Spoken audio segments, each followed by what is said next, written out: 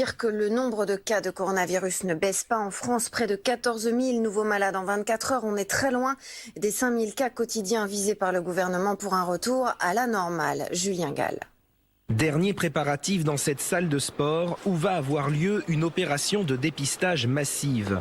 Une campagne hors norme qui va concerner plus de 500 000 habitants en France.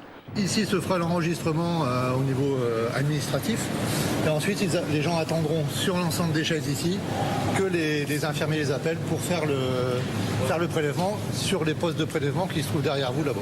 Pour cette grande première, des tests seront déployés dans un premier temps dès demain dans 2 agglomérations, Charleville-Mézières et Le Havre.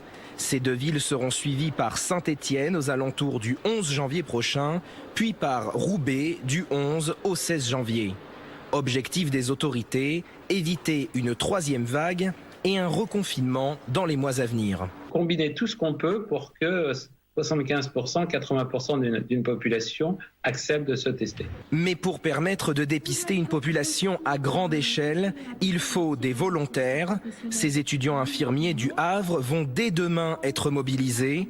Certains jeunes seront affectés au test, d'autres au tracing des patients positifs. Moi, personnellement, j'ai déjà fait des prélèvements, mais le traçage, ce serait la première fois. Pour les professionnels de santé, le reste de la vie continue. Il y a des malades autres que des malades du Covid à prendre en charge. Et donc, il fallait trouver une solution. Pour les tests antigéniques, il faudra attendre entre 15 et 30 minutes avant d'avoir les résultats. Pour un test PCR, entre 24 et 48 heures. C'est le résultat en fait d'une très forte demande de l'autre côté de la Manche parce que les Britanniques sont inquiets de l'échéance qui se rapproche et du coup ils veulent faire des stocks de produits français, notamment des produits alimentaires. La police aux frontières doit d'ailleurs être renforcée dès demain du côté de Calais. La Royal Navy, elle, se dit prête elle aussi à protéger ses eaux de pêche. On sait que c'est un des sujets qui bloque fort. Julien Gall.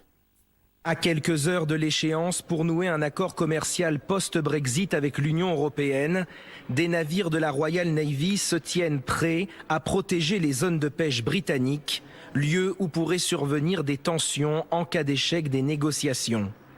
À Douvres, ville côtière et portuaire dans le sud-est de l'Angleterre, d'immenses bouchons de poids lourds se sont formés. Ces transporteurs routiers font état d'un afflux de commandes de produits d'importation. En prévision d'un no deal, ils ont envoyé leurs camions en masse sur les routes d'Europe. Hier, face à Bruxelles, entre le négociateur européen du Brexit Michel Barnier et son homologue britannique David Frost, l'objectif était de trouver un accord commercial entre le Royaume-Uni et l'Union européenne et le faire entrer en vigueur dès le 1er janvier prochain. Pour Boris Johnson, l'accord sur la table n'est pas le bon. Le Premier ministre évoque la possibilité d'un non-accord et fait pour cela une comparaison avec l'Australie. Il y a toujours la possibilité d'arriver à une situation similaire à ce que vit l'Australie et l'Union européenne. Je pense que c'est une bonne situation et que nous pouvons prospérer dans ce futur qui se trouve là tout près de nous. Le Royaume-Uni a officiellement quitté l'Union européenne le 31 janvier dernier, mais n'abandonnera définitivement le marché unique et l'union douanière que le 31 décembre prochain.